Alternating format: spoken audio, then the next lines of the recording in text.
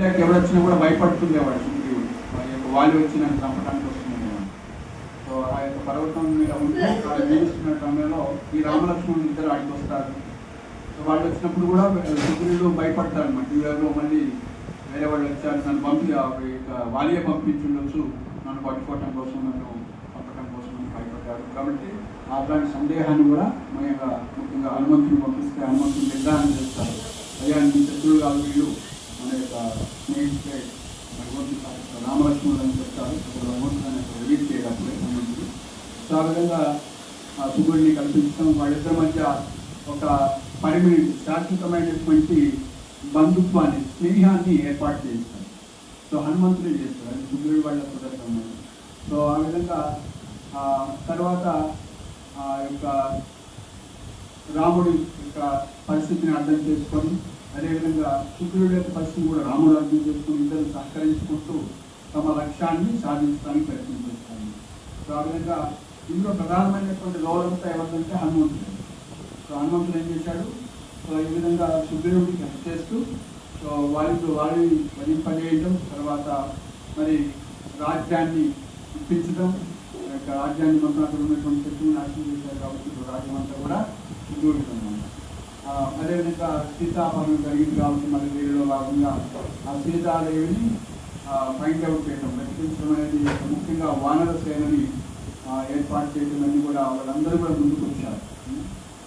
So అలా వచ్చి ఫైనల్గా ఎవరికి కూడా శిక్ష చేయలేదు. ఫైనల్గా హనుమంతుడిని పంపిస్తారు, దిగ్విజయంగా సాధించగలుగుతారని. సో అప్పుడు హనుమంతుడు ప్రతి క్షణం కూడా నేను వెళ్తున్నాను, మరి నేను తిరిగి రాకుండా ఉండలేనంటే, నేను తిరిగి రావాలంటే ఖచ్చితంగా నాకు రెండో మార్గం లేదు, విజయాన్ని సాధించి నేను తిరిగి రాగలుగుతాను అనుకుంటాడు. రాముడి కోసం అక్కడ పరితపిస్తూ ఎన్నో కష్టాలను ఓర్చుకుంటూ ఆయన లంకను దాటుకుంటేనే వచ్చినటువంటి అడ్డంకులు ఎన్నో ఉంటాయి. లంకిని, అదేవిధంగా మేనక యొక్క మైనాక పర్వతం ఇవన్నీ కూడా వస్తాయి అన్నమాట. సో ఆ విధంగా ఆయన వాటిన్నింటినీ కూడా భగవంతుడి యొక్క నామాన్ని, భగవంతుడిని ఆధారపడుతూ భగవంతుని స్మరిస్తూ ఛేదించగలుగుతారు, దాటగలుగుతారు. వచ్చినటువంటి అడ్డంకులన్నింటినీ కూడా ఆయన ఈజీగా కాబట్టి దాటగలుగుతారు. సో మన జీవితంలో ఉన్నటువంటి అనర్థాలు అయితే కామక్రోధాలు, ఇవి మన కృష్ణ భక్తిని, కృష్ణ ప్రేమని, భగవంతుని సేవకి అడ్డంకులుగా ఉంటాయన్నమాట. సో గురువు యొక్క సహాయంతో చేయాలి మనం. సో గురువు సహాయం అంటే ఏంటి మనకి ఇచ్చింది, ప్రభుపాదులు ఇచ్చినటువంటిది నామం. హరే కృష్ణ హరే కృష్ణ కృష్ణ కృష్ణ హరే హరే, హరే రామ హరే రామ రామ. ఈరోజు శ్లోకంలో అదే నామ అనుస్మర యుద్ధ, మనం కృష్ణుని స్మరిస్తూ. సో ఇప్పుడు మనకి ఆసక్తి లేదు, నామమైన రుచి లేదు. నామమైన రుచి వస్తే ఒకసారి మనం కూర్చుంటే జపమాల 16 రోజులు అయిపోయే వరకు మనం లేయం. కానీ ఇప్పుడు అలా ఆసక్తి లేదు, నామమైన రుచి లేదు. మనం మిగతా ఇది కూడా ప్రధానమైనదిగా మనం భావిస్తాము. అలా లేదు కాబట్టి అంటే మనకి సాధు సందర్శనలోకి వచ్చి చేయాలి. ఇక్కడ కూర్చొని ఎందుకు చేయాలి అంటే 16 రోజులు, ఎందుకంటే మనం అధ్యక్షులు చేయలేము కాబట్టి ఇంటి దగ్గర మనసు పోతుంది. ఆల్రెడీ అంతరంగికంగా ఉన్నటువంటి మనస్సు బుద్ధి కృష్ణవంతుడు మయ్యర్పిత మనోబుద్ధి అంటారు. ఈ మనసు బుద్ధి మనం వేరే వాళ్ళకి ఇచ్చేసాం, భౌతిక మాయ తీసేసుకోవడం అన్నమాట.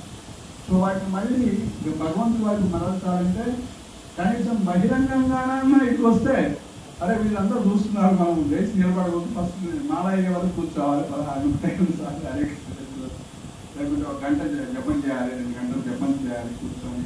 ఎందుకంటే మనసు వెళ్ళిపోయింది, పోయి భార్య గురించో, ఆస్తి గురించో, మా బాస్ గురించో ఆలోచిస్తుంది. లేకుంటే బుద్ధి ఆ విధంగా కృష్ణుడు లేదు. సో వాటిని లాగాలంటే హరే కృష్ణ కృష్ణ కృష్ణ హరే హరే, హరే రామ రామ రామ. సో ఈ యొక్క మంత్రానికి ఆ పవర్ ఉందన్నమాట. మనత్రాయతే మంత్ర, మనస్సుని తరింపజేసేదే మంత్రం.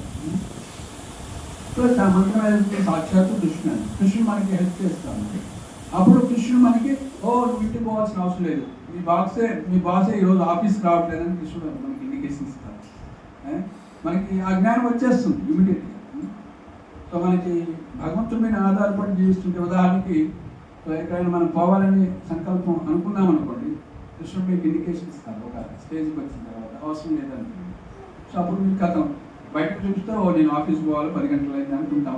మనకు ముందే తెలుసు అన్నమాట, ఈరోజు ఆఫీస్ లేదు, లేకుంటే కాలేజ్ లేదు, ఈరోజు హాలిడే అవసరం లేదన్నమాట. మీకు ఎవరు చెప్తున్నారు? సర్వజ్ఞుడైనటువంటి కృష్ణుడే రెస్పాన్స్ చేసింది. మీ బాస్ కాదు, ప్రెసిడెంట్ ఆఫ్ ఇండియా కాదు, ఒక దేశానికి అధిపతి కాదు. సో మన హృదయంలో ఉండి మనతోటి మాట్లాడటానికి రెడీగా ఉన్నారు, ఆయన జ్ఞానాన్ని ఇవ్వడానికి రెడీగా ఉన్నారు. సో మనకి ఎప్పుడు ఇస్తారు ఆ జ్ఞానం అంటే ఎప్పుడైతే మనం శరణాగతి అవుతామో పూర్తిగా, మన యొక్క కృప వల్ల మనం ఏదైనా నామం చేస్తూ ఉంటాము, సాధన భక్తి చేస్తుంటామో భగవంతుడు రెస్పాండ్ అవుతాడు. అదేమి జస్ట్ భౌతిక పదార్థం కాదు. హరే కృష్ణ మంత్రం కానీ భాగవతం కానీ ఇవన్నీ కూడా సో సంకల్పం, అవన్నీ కూడా ఏమన్నారు? కల్ప వృక్షంతో సమానం అన్నారు. భాగవతాన్ని మీరు ఒక సంకల్పాన్ని పెట్టుకొని స్టార్ట్ చేయండి, నేను 18,000 శ్లోకాలు చదివేస్తాను, లేకపోతే ఇవన్నీ కూడా భాగవతం చదువుతాను, ఫలానా కోరిక తీరాలంటే అది తీరుతుంది. అదేంటంటే కల్పవృక్షంతో చెప్పారు. అందుకే భాగవతంలో చెప్పారు, అకామో సకామో మోక్షకామో ఉదారిది తీవ్రేణ భక్తి యోగేన యజేత పురుషం పరం. అకామ ఏమి కోరిక లేకుండా, సకామ ఎలాంటి కోరిక ఉన్నా సరే.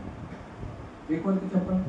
కర్మమా, అర్థమా, కామమా, మోక్షమా, నీకు ఏ కోరికలు ఉన్నా కూడా, ఏది కావాలన్నా కూడా, ఈవెన్ అకామం సకామం మోక్షకామం, ఈవెన్ మోక్షాన్ని కోరుకున్నా కూడా సో నీకు మోక్షాన్ని కూడా ప్రధాయం ఇవ్వగలిగినటువంటి శ్రీమన్ లేదా నామం.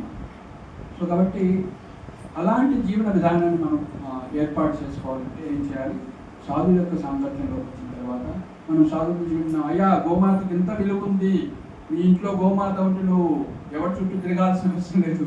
ఆవు పేడ వేస్తుంది, దాంతో గోబర్ గ్యాస్ తయారు చేసుకుంటావు, ఆవు పాలిస్తుంది, ఆవు పెరిగిస్తుంది, నెయ్యి ఇస్తుంది, వాటితో పంట పండించుకొని ప్రభుపాద చెప్పారు, మీకు 2 ఎకరాలు 4 ఎకరాలు భూమి ఉంది, 1-2 ఆవులు ఉన్నాయంటే నువ్వేమి ఈ ఆఫీసు చుట్టూ తిరగాల్సిన అవసరం లేదు. మనకు కావాల్సిన ఆహారం అంత పండించుకొని స్వర్ణామం చేసుకోవచ్చు, మనం దేవుడికి నైవేద్యం పెట్టుకొని జీవించడం కోసం, మనం ఈ శరీరమే కాదు దీన్ని పోషించడం కోసం అంత కావాలి.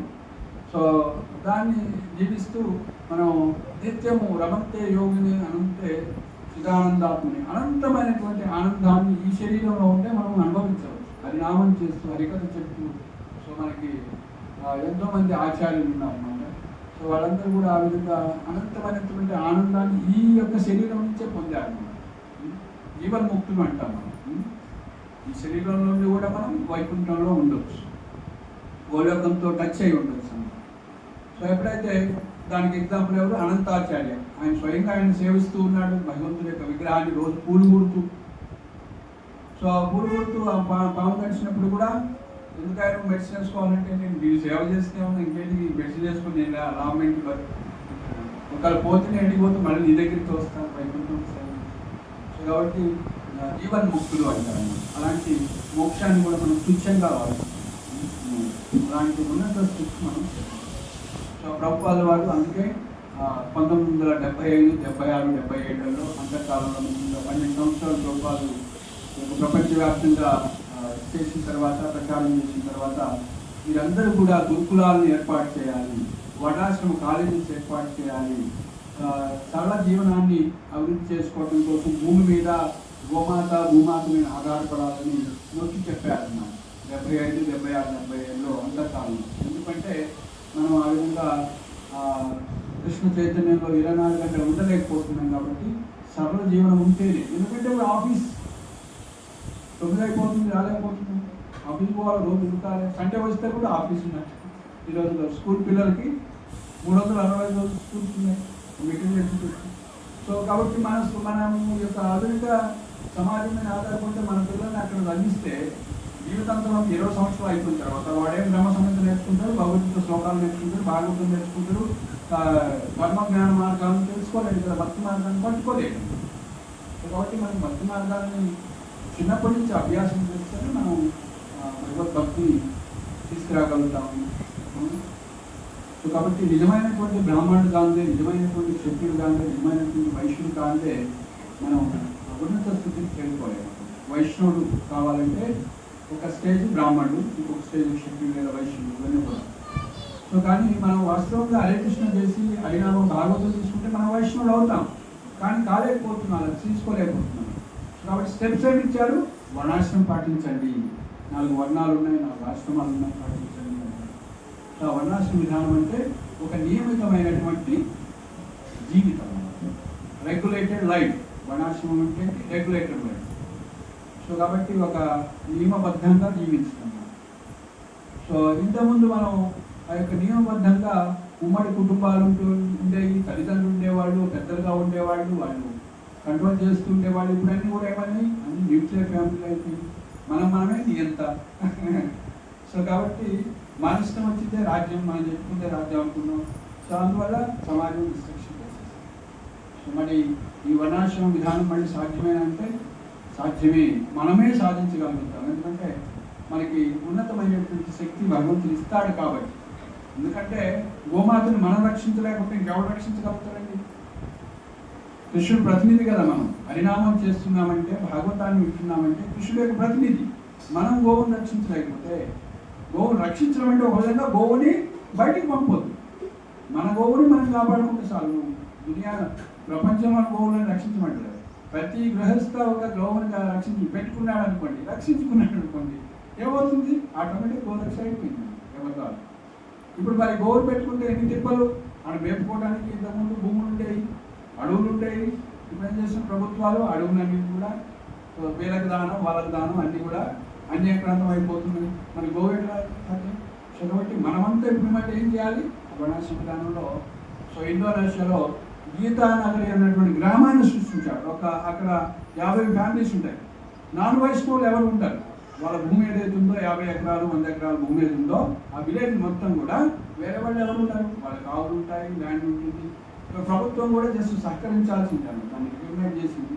సో కాబట్టి ఒక కమ్యూనిటీ ఏర్పాటు చేసుకోవచ్చు.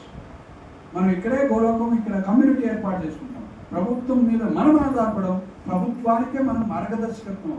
బ్రాహ్మణ స్థితి, వైష్ణవ స్థితి అంటే ఏంటి? ఏ ప్రభుత్వం కూడా వైష్ణవుని కంట్రోల్ చేయలేదన్నమాట.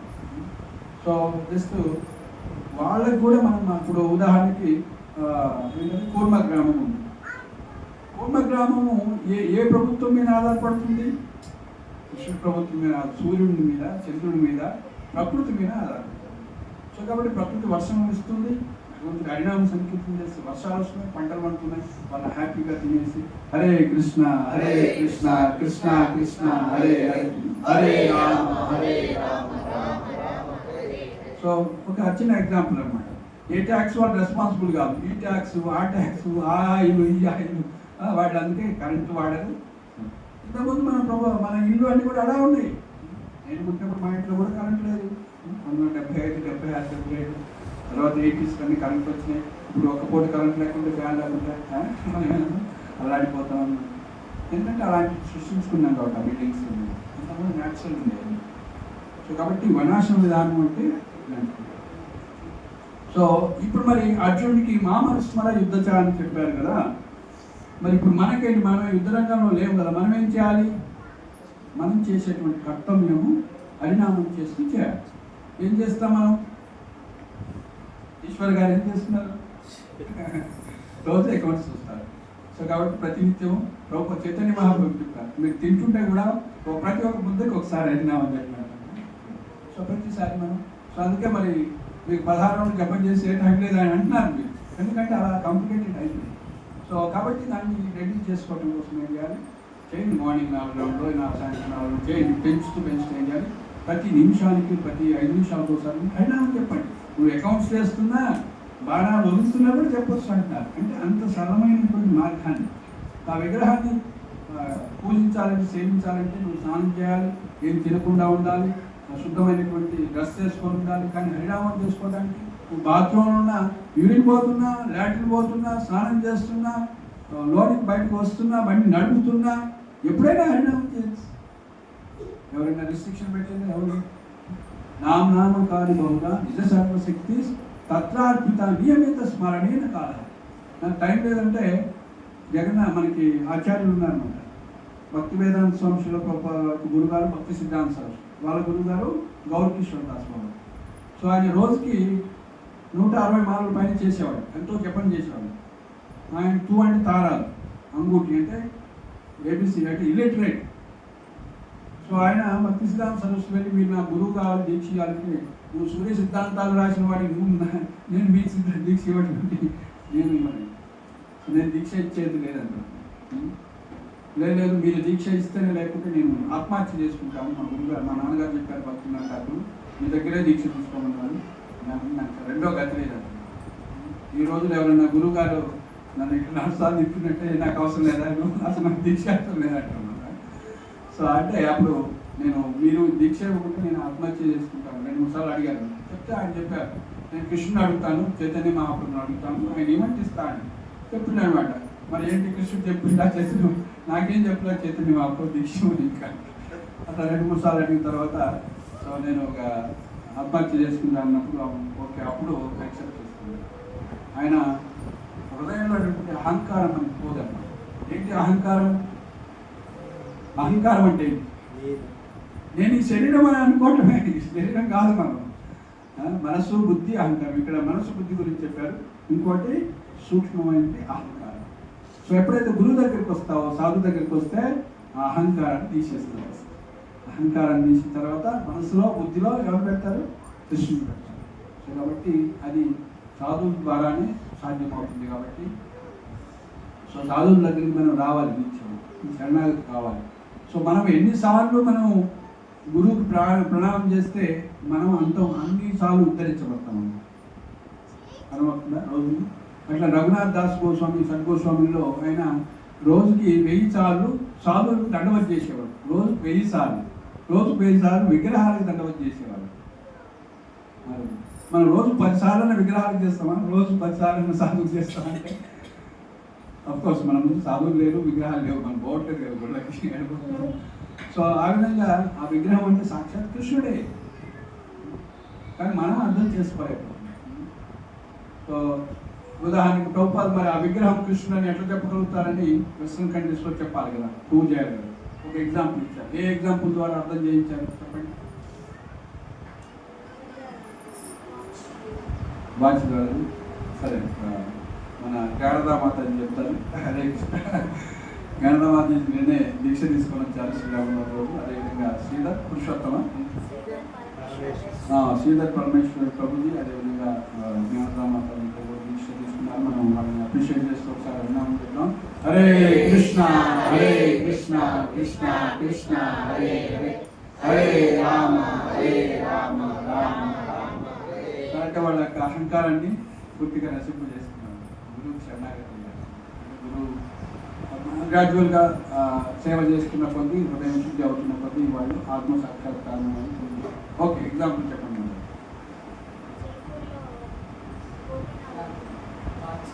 గోపీనాథ్ చేతికి వాచ్. ఓకే,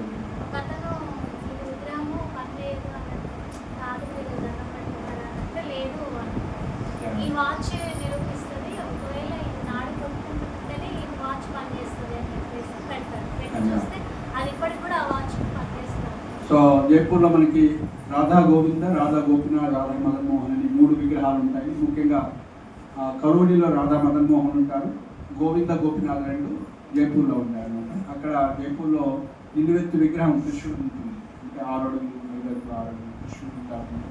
సో ఒక బ్రిటిషర్ ఛాలెంజ్ చేశారు అనమాట. ఇవన్నీ కూడా విచిత్ర బొమ్మలు అంటారు అన్నమాట. ఈయన బ్రహ్మగారు బొమ్మ అంటున్నాడు. సో అయితే నా దగ్గర టెస్ట్ ఏంటంటే, ఇది మనిషికి పెట్టుకుంటేనే, ప్రాణం ఉన్నటువంటి వ్యక్తి పెట్టుకుంటేనే ఇది వాచ్ ఆడుతుంది. సో కాబట్టి మరి ఆ విగ్రహాన్ని పెడితే అది ఆడితేనే ఆయన వాస్తవానికి బ్రహ్మ భగవంతుడని అర్థం చేసుకుంటా ఉన్నప్పుడు ఆయన ధరిస్తారు అనమాట. ఆ చేయి కృష్ణుని చేయికి పెడితే అది ఆడుతుంది. హరే కృష్ణ హరే కృష్ణ కృష్ణ కృష్ణ హరే హరే, హరే రామ హరే రామ రామ రామ. ఇది అంటే ప్రభుపాద ఇచ్చింది ఇది ఒక ఎగ్జాంపుల్ కాదు, మనకి వేరే చోట వస్తుంది. సో ప్రభుపాద ఇచ్చింది పోస్ట్ బాక్స్. పోస్ట్ బాక్స్ భక్త ప్రహ్లాద, భక్త ప్రహ్లాద అన్ని చోట్ల ఉన్నాడని చూపించడం. మనకి ప్రభుపాద అనేవాళ్ళు. కొంతమంది నిరాకార వాళ్ళు అంటారు, భగవంతుడు సర్వత్రా ఉంటే నువ్వు ఎందుకు విగ్రహాన్ని పూజిస్తావు అని అంటారు. ఆడే ఉంది, ఆ విగ్రహం ఏముంది, అన్ని చోట్ల ఉన్నాడు కదా, ఇక్కడ కూడా ఇక్కడి నుంచి కూడా తెలియదు. సో అట్లనే ఆవు పాలు అన్ని చోట్ల ఉంటాయి, శరీరం మొత్తం పాలు ఉంటాయి. ఎక్కడి నుంచి అయినా మనం పాలు తీసుకోగలుగుతామా? లేదు కదా, అలా సంఘం నుంచే తీసుకోగలుగుతాం. సో అట్లనే భగవంతుడు అన్ని చోట్ల ఉన్నాడు. మనకి నువ్వు ఆయనకి డ్రెస్ చేయగలుగుతావా, అభిషేకం చేయగలుగుతావా, లేకుంటే అలంకరణ చేయగలుగుతావా? చేయలేము. కాబట్టి ఆయన విగ్రహ రూపంలో మేనిఫెస్ట్ అయ్యాడు. సో ఓకే, ప్రహ్లాదుడు ఉన్నత స్థితిలో ఉన్నాడు కాబట్టి ఆయన చూడగలుగుతున్నాడు. ఇప్పుడు మనం కండిషనల్ స్టేజ్లో ఉన్నాం.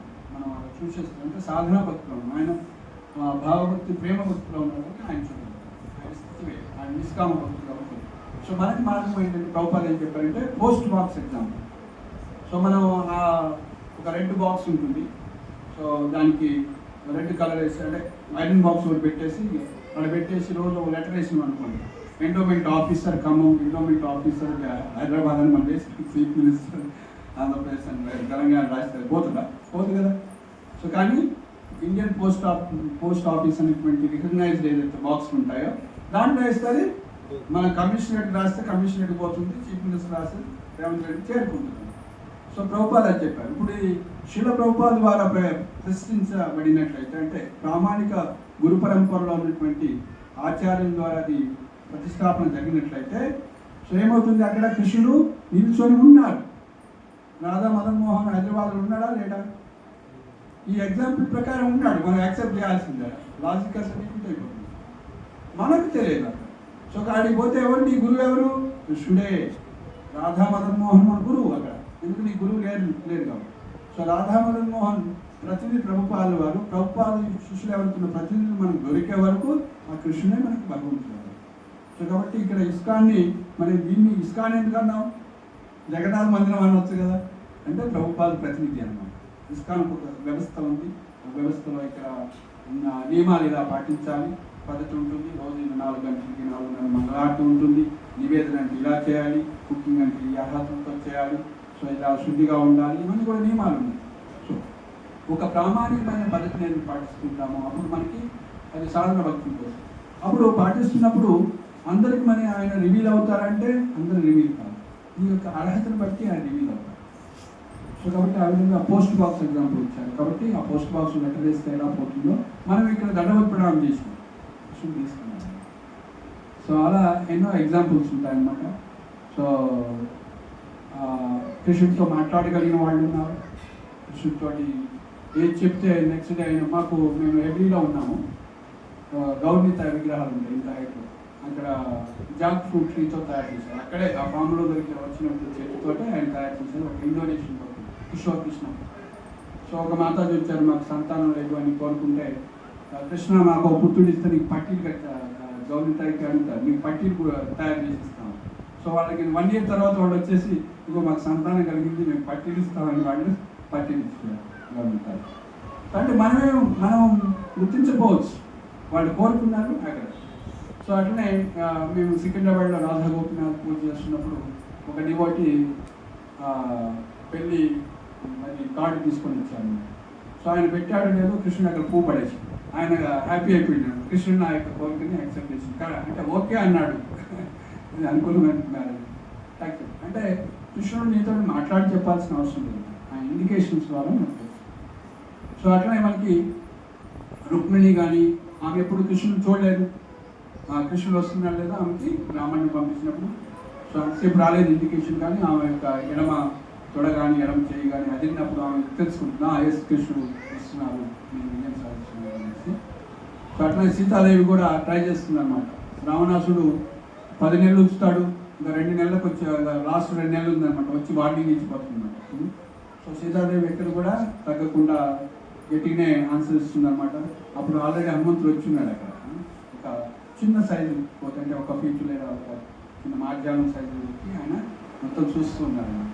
సో అప్పుడు నేను అడిగి పోతే తర్వాత ఇప్పుడు హనుమంతుడు అన్నీ రెడీ చేసుకొని అక్కడ పోతే కూడా నన్ను కూడా రావణాసుడు పంపించింది అనుకుంటే సీతాదేవి వెళ్ళిపోయి అరిస్తే మళ్ళీ అందరూ వస్తారు రాక్షసుడు.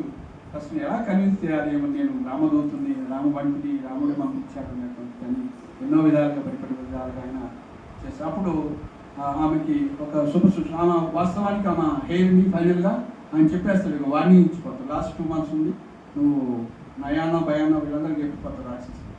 చెప్పండి మీరు యాక్సెప్ట్ చేయకుంటే నేనే కోసుకొని తినేస్తాను, ముక్కలు తీసుకొని ఫ్రై చేసుకొని తినేస్తాను, ఇలాంటి రకరకాల వర్డ్స్ అన్నీ ఉంటాయి వాడు. సో అదేవిధంగా ఆయన అన్నపోయిన తర్వాత ఈ రాక్షసులన్నీ కూడా అదే మాట్లాడతారు. సో ఈ గుండెకాయ బాగుంటుంది, చెయ్యి బాగుంటుంది, తొడ బాగుంటుంది, రకరకాల ఈ మాటలు విని సీతాదేవికి ఉన్నటువంటి మొరేల్ ఏదో ఆమె దగ్గర ఇంకా నేను ఆత్మహత్య చేసుకోవడం, రాముని స్మరిస్తూ ఒకటే మార్గం అనేటువంటి ఒక భావనలో కూడా వచ్చేసి ఆమె యొక్క జుట్టుని విడదూసుకొని, అంటే ఉంటుంది కదా, ఆ యొక్క జుట్టునే చెట్టుకు ఒక కొమ్మకి కట్టేస్తున్నాం. సో అలా ప్రయత్నం చేసినప్పుడు సో ఆమెకు ఒక శుభ సూచకం వస్తుంది. రాముని స్మరిస్తూనే ఉంది ఒకసారి, ఏంటి రాముడు నన్ను ఇంత కేర్ తీసుకోవట్లేదు, ఇంత అసలు ఉన్నాడు లేడా, ఏంటి అసలు ఏంటి పరిస్థితి, నేను కష్టాల్లో ఉన్నాను, ఎట్లా తెలుసు దానికి నేను ఈ కష్టాలు ఉన్నాయని చాలా పరిపరిగా ఆలోచిస్తాను. సో ఆ యొక్క శుభ సూచకం ద్వారా ఇమీడియట్గా ఏదో జరగబోతుందని అప్పుడు హనుమంతుడు కిందకి దిగుతాడు. అప్పుడు ఆయన ఏం చేస్తాడంటే కింద దిక్కు ముందే రామాయణం స్టార్ట్ చేస్తాడు. పైనుంచి సంస్కృతంలో రామాయణం కథ మొదలు పెడతారు. ఇలా రాముడు ఉన్నాడు, ఆ యొక్క దశరథ మహారాజుకి ఇచ్చినటువంటి మాట ప్రకారం, కైకేయికి ఇచ్చినటువంటి మాట ప్రకారం ఆయన అడవులు పాలయ్యాడు. సో తర్వాత సీతాపహరణం జరిగింది. సో ఇక్కడ ఎంత పరిస్థితి ఉంది అని ఆయన చెప్తే అప్పుడు ఆమెకు వింటూ ఉంటేనే ఎంతో ఆనందం వస్తుంది. సో ఆ విధంగా దీనిలో చాలా అద్భుతంగా ఉంది. వాతావరణం కూడా భయంకరమైన వాతావరణం నుంచి మారిపోయి ప్రశాంతం అవుతుంది. సో చిన్నగా అప్పుడు ఆయన దిగుతాడనమాట. దిగి ఇట్లా నేను రాముడు పంపిస్తూ వచ్చానని చెప్పి పరిచయం చేసుకుంటూ ఒక్కొక్కటి అలా చేసిన తర్వాత ఫైనల్గా సీతకి మళ్ళీ డౌట్ వస్తుంది. మీరు రావణాసుని పంపించినటువంటిదేమో. హనుమంతుడు అంటాడు, అమ్మ నీకేం కష్టం లేదు, అసలు నా మీద కూర్చొని నేను తీసుకెళ్తాను, ఇవన్నీ ఎందుకు దొరికేంత ఎందుకు, నేను తీసుకెళ్తాను, నువ్వు చిన్న కోతివి కదా, నువ్వు నన్ను ఎట్లా తీసుకెళ్తాను అంటే నమ్మదు కదా. సో అప్పుడు ఆయన కొంచెం రూపాన్ని కూడా పెంచి చూపిస్తారనమాట. చెప్తుంది ఓకే నువ్వు అంతా శక్తిమంతుడు. సో అంతకుముందు ఫైనల్గా ఈ విధంగా మళ్ళీ ఒకసారి డౌట్ వచ్చినప్పుడు ఈ రావణుడే ఎన్నెన్నో మాయా ప్రయోగాలు చేస్తుంటాడు వశం చేసుకోవడానికి ఈ విధంగా అనేసి భయపడుతున్నాడు.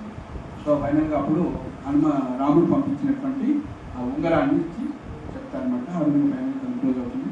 సో నేనే తీసుకెళ్తానంటే లేదు, నేను పరపురుషుడు యొక్క ఇతరుని నేను తాకలేను, సో పాతిలోకి ధర్మంలో వాళ్ళు అంటే అప్పుడు హనుమంతుడు కూడా అప్రిషియేట్ చేస్తారు. సో చేసిన తర్వాత స్వయంగా రామచంద్రుడు వచ్చి తీసుకెళ్తేనే రామచంద్రుడు కూడా కీర్తి ప్రతిష్ట ఉంటుంది, మీరు రక్షించగలిగినప్పుడు కూడా. సో రామచంద్రుడు వచ్చి తీసుకెళ్ళాలని నేను ఆశిస్తున్నాను, మీరు ఎన్నోసార్లు రిపీటెడ్గా నాకు ఎక్కువ టైం లేదు అని చెప్తున్నారు. సో అప్పుడు హనుమంతుడు అడుగుతారు, నేను నిన్ను కలిసినట్టు మరి రాముడికి విశ్వాసాన్ని కలిగించుకుని లేదన్నా ఇవ్వండి అని. సో నేను అన్ని పోగొట్టుకున్నాను, నా దగ్గర ఏం లేవని అనుకుంటుంది. ఫైనల్గా ఆమె ఇట్లా చూడాలని కూడా ఏరి పెట్టుకుని ఫైనల్గా వస్తుంది. సో అంతకుముందు ఒక సందేశాన్ని ఇస్తుంది. ఇట్లా యొక్క మేము ఇక్కడ దండకారణ్యంలో ఉన్నప్పుడు సో ఇంకా ఇంద్రుడి యొక్క పుత్రుడు కాకి రూపంలో వచ్చి ఆ విధంగా సో ఇది రామ్ మొదట దూరంగా ఉన్నాడు, తర్వాత నన్ను అటాక్ చేస్తానని పొడుస్తాడు. ఆ విధంగా చిన్న ఇది చేసినందుకే రాముడు నన్ను ఈ విధంగా కాకిని చిన్న మ్యాట్ యొక్క పీస్ తీసుకొని, చిన్న గడ్డిపూస తీసుకొని బ్రహ్మాస్త్రాన్ని వదిలాడు ఆ యొక్క కాకి మీద. సో అలాంటి నన్ను రక్షించడానికి రాముడు రావట్లేదు, ఇన్ని కష్టాల్లో ఉన్నాను అని ఈ స్టోరీ గుర్తు చేయండి అని చెప్తుంది అనమాట. సో ఆ విధంగా ఆ బ్రహ్మాస్త్రాన్ని వదిలినప్పుడు మళ్ళీ ఏమవుతుంది, ఆ యొక్క కాకి అందరి శరణాగతి పొందుతుంది, ఎవరు రక్షించలేరంటారు అనమాట. రాముడి యొక్క బ్రహ్మాస్త్రం ఏమి ఆగలేదు. సో ఫైనల్గా ఆ కాకి వచ్చి మళ్ళీ రాముడి యొక్క పాదాలను ఆశ్రయించినప్పుడు నేను క్షమిస్తాను కానీ ఈ బ్రహ్మాస్త్రం ఊరికపోదు, ఇది ఏదో పాటు ఇదవుతుందని ఆ యొక్క ఎడమ కన్ను కుడి కన్ను ఒక కన్ను తీసేయబడుతుంది. సో ఆ బ్రహ్మాస్త్రం. సో ఆ విధంగా ఈ స్టోరీ చెప్పండి అని చెప్తుంది. ఇలా ఇంకొక స్టోరీ కూడా చెప్తుంది, అదే డీప్గా కూడా చెప్తుంది. సో అప్పుడు రాముడు కూడా పరిస్థితి అలాగనే ఉంది. ప్రతి క్షణం ఈ యొక్క వియోగం వల్ల ఆయన అంతా క్షీణించి ఉన్నారు. సో డెఫినెట్గా ఈ యొక్క సమాచారం మనకు ఉత్సాహాన్ని కలిగిస్తుంది. ఇమీడియట్గా వచ్చి రక్షిస్తాము. ఒక రాముడు రాలేకపోతే ఈ సముద్రం వల్ల నేనే స్వయంగా ఆయన్ని రామలక్ష్మణ్ ఇద్దరిని కూర్చోబెట్టి నేను తీసుకొస్తానని కూడా అనుమతి చెప్తానమాట. సో లంకనహరాన్ని దహించి వేస్తామని చెప్పి సో ఆ విధంగా అది తీసుకొని చూడమని అక్కడ సరే కొంచెం అశోక వాటిక ఉంది కదా, దాన్ని కొంచెం ధ్వంసం చేస్తాడు. సో ఇలా జరుగుతుందని ఇమీడియట్ ఇన్ఫర్మేషన్ పోతే 80,000 మంది రాక్షసులను పంపుతారు రావణ్, వాళ్ళని హతమారుస్తారు. ఇంకా మహాయోగులందరినీ కూడా హతమారుస్తారు. ఒక్కొక్కరు తన పుత్రుల్ని వస్తారు. తర్వాత సో ఆ విధంగా అందరూ వచ్చిన తర్వాత ఫైనల్గా ఆయన ఒక పుత్రుడు ఉంటాడు అన్నమాట. ఏంటంటే ఆయన బ్రహ్మాస్త్రం ద్వారా హనుమంతుడిని బంధిస్తాడు. అయితే హనుమంతుడు ఏ ఆయుధం కూడా హనుమంతుడు బంధించలేదు. బంధించినా కూడా కొద్దిసేపట్లోనే అది వదిలేస్తాయి. బ్రహ్మదేవుడైనా కూడా అందరు దేవతలు కూడా వరాలిస్తారు అనమాట. సో ఆ విధంగా సరే రాముడి యొక్క దర్శనం అన్న అవుతుంది అనేసి రాముడి దగ్గరికి వెళ్ళి సో చెప్తాడు. దర్శించుకున్న తర్వాత వాస్తవం చెప్పండి, మిమ్మల్ని వదిలిపెట్టేస్తాం, ఎవరు మీరు అంటే నేను రాముడి యొక్క దూతని, రామభక్తుని చెప్తాను. సో మీరు ఇంత మంచి తేజస్సు, ఇంత మంచి అన్ని కలిగి ఉంటే ధర్మ మార్గాన్ని వీడారు, ఆ రాముడి భార్య సీతను నువ్వు అపహరించాల్సిన పరిస్థితి ఏంటి మీకు అని చెప్తే అప్పుడు ఆయనకి ఇంకా కోపం వస్తుంది అనమాట రావణాసుడు. సో ఆ విధంగా ఫైనల్గా హనుమంతుడు ఎక్కడ తగ్గకుండా దానికి ఆన్సర్ చేస్తాడు కాబట్టి కోపం వచ్చేసి ఏం చేస్తాడు, నిన్ను వధించాలి అని నిర్ణయిస్తాను. అప్పుడు విభీషణుడు లేదు, మనం ఎవరైనా కూడా దూత ఎవరైతే ఉంటారో వాళ్ళని ఎవరు కూడా వధించకూడదు, నీకే అపకీర్తి వస్తుంది రకరకాలు చెప్పినప్పుడు ఫైనల్గా పనిష్మెంట్ ఇవ్వాలంటే ఆయన తోక్స్ నిప్పి పెట్టండి అన్నప్పుడు ఆ తోకలు నిప్పి పెట్టిన తర్వాత అక్కడ మొత్తం లంకని మొత్తం కూడా ధ్వంసం చేసి సో ఆ విధంగా ఫైనల్గా